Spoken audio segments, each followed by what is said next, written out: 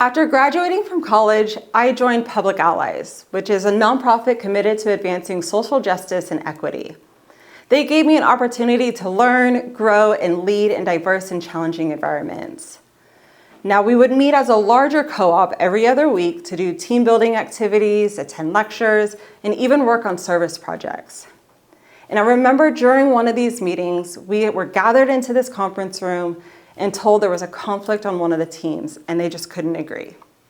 Now, I'm going to spare the details because it's a long story, but in its simplest form, there were conflicting beliefs, values, and just different perspectives.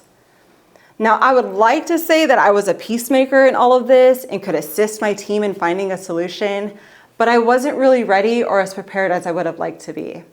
And I found out very quickly that I wasn't as culturally competent as I would have liked to say at 20 years old.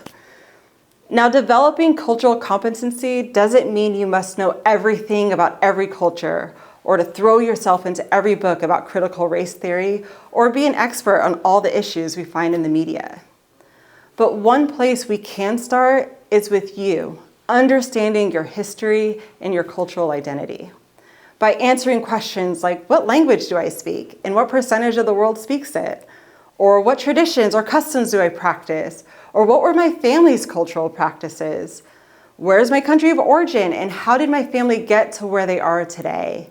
Even asking what messages have I learned from my parents or grandparents and how were they passed down?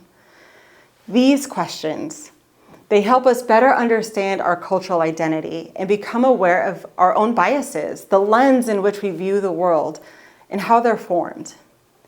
Personally, I found that I am better equipped to understand others by taking time to consider these things, to try and understand who I am and where I come from. Having more self-awareness of my background allows me to appreciate others and find similarities so that conflict can be dealt with in a healthy way. We can know this, but sometimes we still struggle with this. I would like to say that the issue with my co-op resolved itself, but unfortunately it didn't, and one team member ended up dropping out of the program because of it. Now, this was a program that really did challenge us in diverse environments. And as I think about it 10 years later, I wonder if they would have been better equipped to navigate that conflict if they had better understood their cultural influences. As people of faith, we praise God because we are fearfully and wonderfully made. He knitted us together, not just physically, but culturally too. And I hope that you take the time to explore just how he did that. Live faith first, my friends.